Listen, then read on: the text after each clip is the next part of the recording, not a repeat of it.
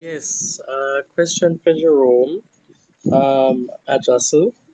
So, can you explain the process, like very briefly, about whether someone who is interested in maybe going on prep, and maybe explain for people what prep is, yeah, for the benefit of people who don't know what prep is. Oh, all right. Night again. Great question. So PrEP, shortening pre-exposure prophylaxis. So it's a pill that we so far Jamaica AIDS Support for Life is one of the distributors of PrEP. So it's given to, as it is now, it's given to us. It's not the entire population. So we give it to MSM, transgender, sex workers, and women who are in abusive relationship, because those are the groups that would have identified to be most at risk of contracting HIV. So it's given to someone who is HIV negative and at an high risk of contracting the virus, right? So for those persons who are interested in getting on PrEP, again, as it is now, send us a DM or call us. And the process is that you would come in, you would do what is called like a consultation.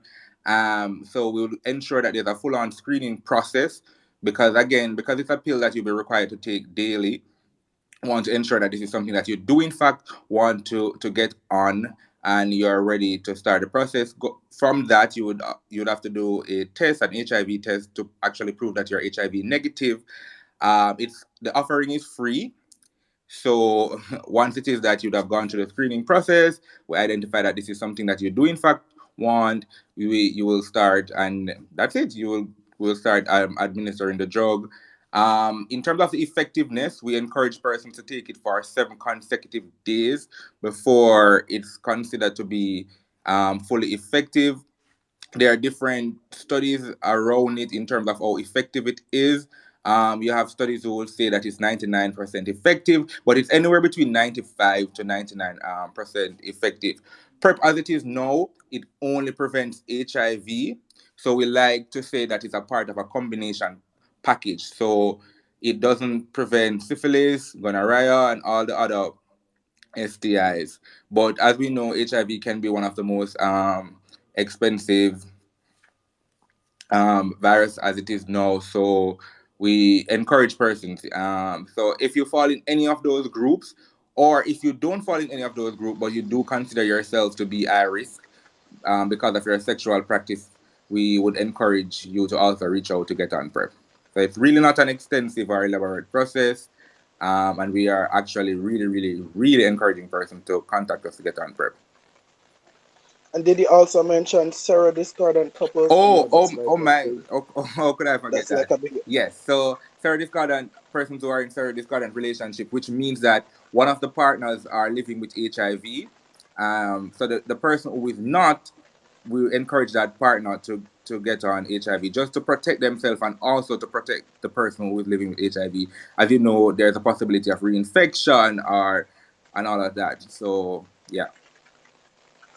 Awesome. All right. Thanks, Jerome. So you guys can check out their page. He also said they have a nice, interesting um, way that you can also make an appointment online, so you don't necessarily have to call and interact with somebody. Right? Nice, easy, safe way.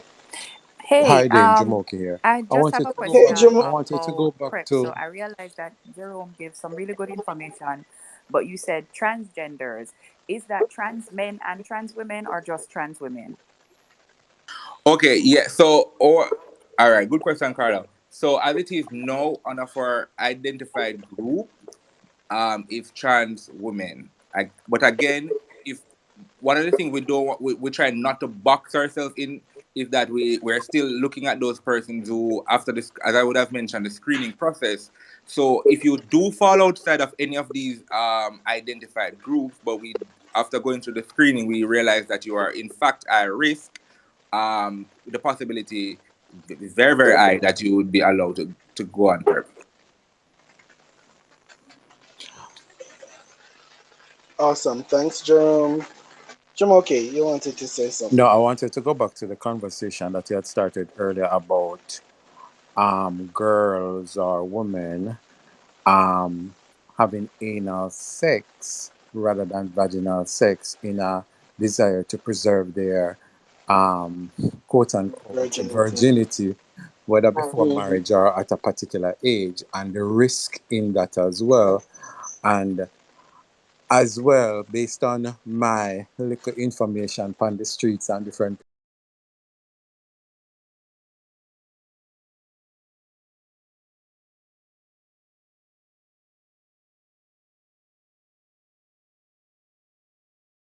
partners, because that's something that turns them on in terms of ejaculating and in terms of the intensity of the sex that they're having. And I would have heard that a few times, so I'm not sure if any of the panelists want to talk about that some more, because based on my little knowledge, it's something me see I show more and more, and I'm wondering if it is, well, not wondering, but is it that is something that is downplay in terms of the heterosexual persons having that type of pleasure in their relationship and not talking about it. But I want us to spend some more time talking about that as well. Yeah, and I mean, we see it show up a lot, particularly in porn now. Guys, straight guys who are enjoying, even just being rimmed. So, analingus.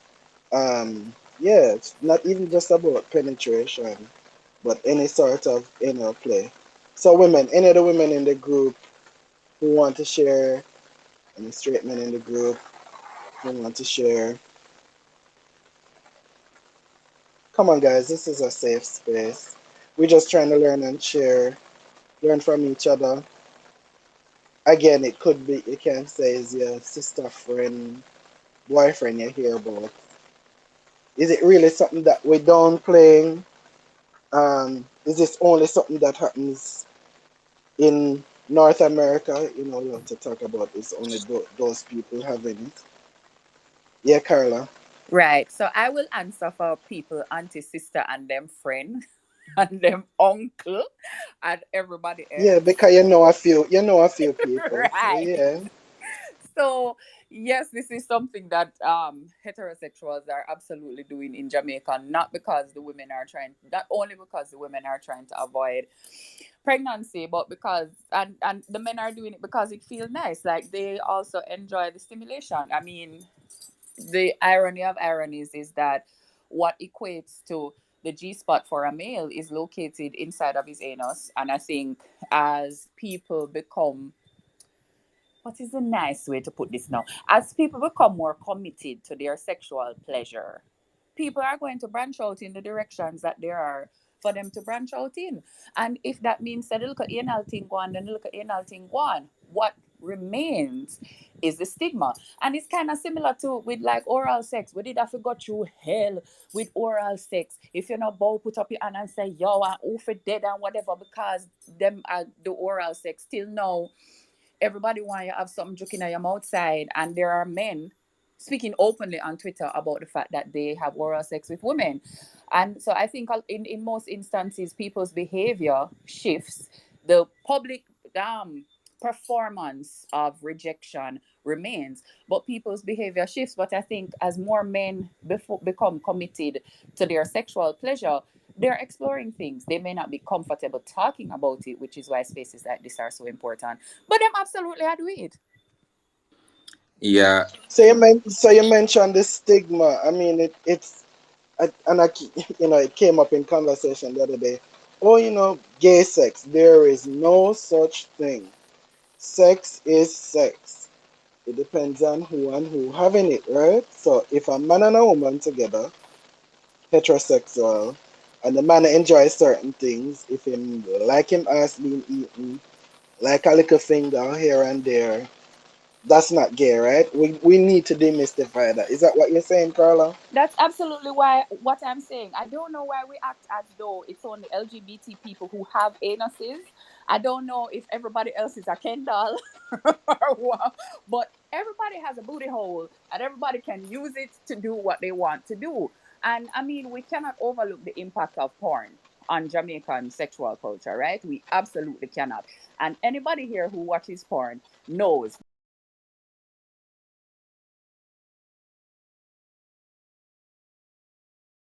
that if you go on the landing page for most of these porn sites, anal is gonna be in like the top three things that pop up. And you can tell me if we're wrong, and you can tell me if we're right.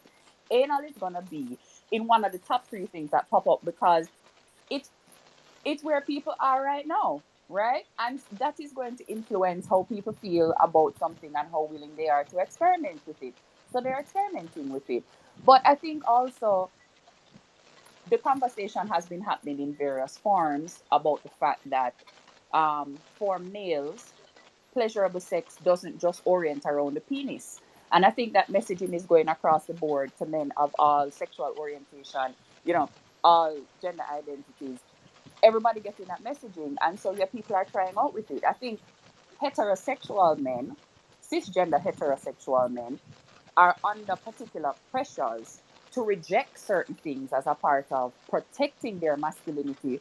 But in the quiet of them yard, them a do it. And this has been the same thing with oral sex as well. I stood up in so many parties and heard men busting gunshot for people who perform oral sex. I mean, most of them do it. And I'm like, wow, that's wild that you're doing that knowing your history, but I'm not going to say Social pleasure, anything. social pressure. Social They, pressure. Yeah. then, I mean, as Carla mentioned, even the whole dancehall and how they treat sex in general. I don't know, but I don't know if it was mentioned earlier, but an extremely popular dancehall artist would have had a full-on song with a line that mentioned, oh, having having a girlfriend, um, dealing with his ass pretty much. That's the best way I can describe it. His brother, and I think when that song came out and that line, I think a lot of person at the time was like, "Oh, this is pretty much career ending. There's no coming back from that." There was a full on social media uproar. I think even some radio station would have pulled the song, and some media houses decided that they're not playing the song any at all and everything. And I think the grumbling and the rumbling, and I was just like, I mean, the fact that this big dancehall artist is singing about this, it means that people are doing it, and I think at the time he would have jumped the gun, but it was happening, and for this song to have been written, gone in studio, several of it, and if we know anything about dancehall artists, they travel in pack. Um, and when we talk about pack, it would have been several other men. So it's like when my brain thought about that, I was like, several other men would have been around him and a part of the production of this song, and they would have thought that it was completely okay and all right for him to put out something like this, which means that they are doing it are totally fine with it. So I don't know. I think again, as Carla would have mentioned, it's a stigma that is attached, and some people are just not ready as yet to have the conversation. But just like with everything, Jamaica's a bit slow to the party, but we're still dancing. We maybe not show for the party yet, but we're still dancing in our own spaces. And at some point, I honestly believe we're gonna get there. And this whole biggie around play and sex, I think we're gonna shift from it. I would want to suggest though, Jeremy, we're not slow to the party. That is the face we put out because if the US sneeze, we catch cold. Anything we see on social media, we jump on it. Jamoke. I saw Kimberly open her mic. Jamoke and then Kimberly. Continue on the same line, and I like how Carla brought it up earlier.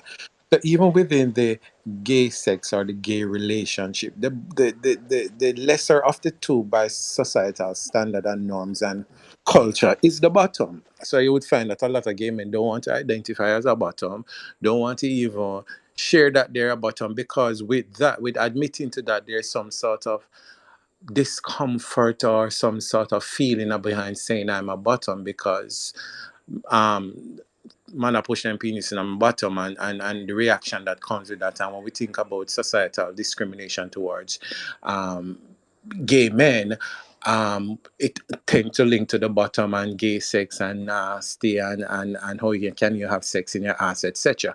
So there's this stigma and discrimination associated with the bottom in so many ways, running across whether the gay relationship, gay sex, or heterosexuality. That when we talk about bottom, it's always such a touchy thing to deal with or to talk about. Yeah, but why is it so still such an issue? Is this Carla, maybe you can help me with this. Is this a carryover from the shame of slavery? Our forefathers being buggered to be shamed. What is this issue we're still holding on to? Because we do have power bottoms in the community who embrace them role. Um, Yeah. So it's complicated. Some of it is a carryover from slavery.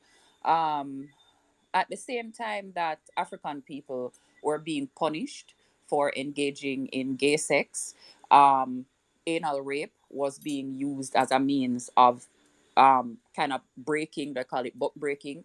So if you have a man, him come and him a go on to rambunctious, him a go on like him too, you anally rape him in front of everybody, him family, the whole plantation, and that is going to kind of take his manhood from him and make him easier to control. Simultaneously, please remember that every baby born on a plantation to an enslaved mother was a slave. So you don't want your slaves to be having sex that can make a baby. You don't want them to be having any type of sex other than penis into vagina sex. So gay sex is strictly out of the picture. You as the master want them to just make more babies so you can get more free slaves. So there's that. I think the when you talk about the way that we view bottoms different from the way that we view tops, it's also about our relationship with femininity. We perceive the bottom as feminine, right? We perceive the bottom as, or societally, the bottom is perceived as filling that role of the woman. And if you understand that we live inside of a hierarchy where men are understood to be better than women, masculinity is understood to be, above femininity. People in their mind, they're like, yeah, one man, why you would I give up all of the rights and the privileges associated with being a man if you got turn yourself in a one woman? That's the way that they interpret it. So when a man is a bottom, it's like he's given over his power, he's submitting to this other man, and that's one of the reasons why people find it so hard to accept the idea of a man as a bottom. And then some people will say, no, that's not fair of you to say. Society isn't that way. And I will say, okay, um, you ever try style a man by telling him, say, I'm going like a girl yet? If you have, then you understand that men and masculinity are valued above women and femininity, because he can actually disrespect a man by telling him he's behaving like a woman. And in many instances, you can compliment a woman by telling her, say, she park a car or kick a ball or handle a confrontation like a man. But overall, we don't respect femininity. And we think that men who have taken on feminine roles have devalued themselves. And a lot of this is colonial and is patriarchy and is the whole of the toxic gender role then in a one. but then I would want to challenge you on, is submissive or being the receptive partner necessarily feminine? Anybody can chime in. No, you not have to Because challenge me. I never tell you, say, I believe it. I tell you, this is what people walk up and down and feel. society say, all right. Anybody want to chime in? Yeah. Oh, Um. Bunny, Oh, Bunny, you're back. All right, let's hear from Bunny and then Nick. All right. So I agree with what everybody is has been saying previously, but to me, um, I don't see so much as the history of slavery being much of an issue anymore. That would more, in my eyes, that would more apply to the older generation, because the generation of today, they don't even have a clue what the history is. So to me, it just seems like we are forcing ourselves into tradition, and that is the culture because we are too afraid to be that in the nail that sticks out. So, in other words, even though whatever I choose to do with a consenting adult in the privacy of my own bedroom or wherever is just between Or me and kitchen. that person, they've unfortunately psychologically the whole world is in our bedroom because anything that regards to sex, that's the way we treat it. Remember when we used to stone men just because they engaged in oral sex, just because they apply their lips on a vagina and, make her scream out and make her feel good and all of these things. And we literally stone them just because he is able to make his woman feel good, and you feel bad and insecure as a man because you can't make your own woman feel so good. And she is jealous of Jeffrey because Jeffrey gave him girlfriend a tongue action, and she look on Jeffrey a little bit different, so you start feeling insecure and blah blah blah. It's your life, it's your sex life, it's your pleasure. You're not doing anything wrong or illegal. Why is it that all of these people are up in your bedroom? So that's why I said it has nothing to do with history, because especially Christians, I'm like, you're married to your husband, you're married to your wife. Why is it that you're going to tell your husband or your wife that you can't do back shot because pastor said only sinners do that? What pastor doing in your bedroom?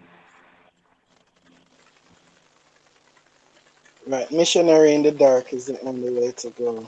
So Then, let's, hey Kimberly. hey, all right. So I do agree with you when you say, not you, the other speaker, Dane.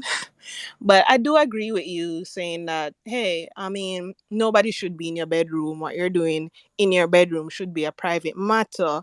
But from a policy standpoint, when you look at Jamaica, that still criminalizes buggery, and buggery specifically talks about, the anal sex. So it plays from colonialism, because when did this act pass? It passed in 1864, I think. So it's still on the book. So yes, it's from history. And then that criminalization of that act plays into the stigma that we have currently. So, I mean, yes, we can try to elevate ourselves now in the present, in modernity, but when you look at it, Jamaica, from an institutional standpoint, still has not recognized that this is an act that should not be criminalized. And then there is more advocacy that we need to do around it. And J Flag has done many, advocacy around it, but it's still on the books. So, I mean, I get it, but at the same time, it's still criminalized, and Jamaicans still look at having anal sex, particularly between men, as a crime. So that's what I wanted to add. Thanks for that, Kimberly. Yeah, I mean it's the criminalization may be having some impact on how we actually move the conversation forward. Um, Ben, I saw Nick, were you trying to speak earlier? Earlier, you'd open your mic. Not sure if you wanted to say something. Oh yeah, well, I was actually going to speak when Carla was talking about the whole notion of bottoming and it meaning something feminine or it being something feminine. I was just going to add that yes, it's bottoming doesn't being a bottom doesn't necessarily mean that you're feminine, and that whole notion is rubbish because you have quote unquote masculine bottoms. Um, and this is something people can see by just talking to people and finding out about, like, finding out from your friends their sexual, like, preferences and whatnot. You would realize that it's complete rubbish. That whole notion of bottoming equal femininity. Um, but I also wanted to add to Kim's point a while ago that um, about what she said about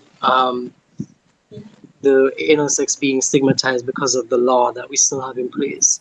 So that really begs the question, like, will we, if the bugger law is repealed in the next couple of years, are we going to see a shift in the culture readily, or will it take some while for the culture to shift in terms of our thinking around anal sex? I really wonder a lot of the time. Yeah, thanks for that, Nick.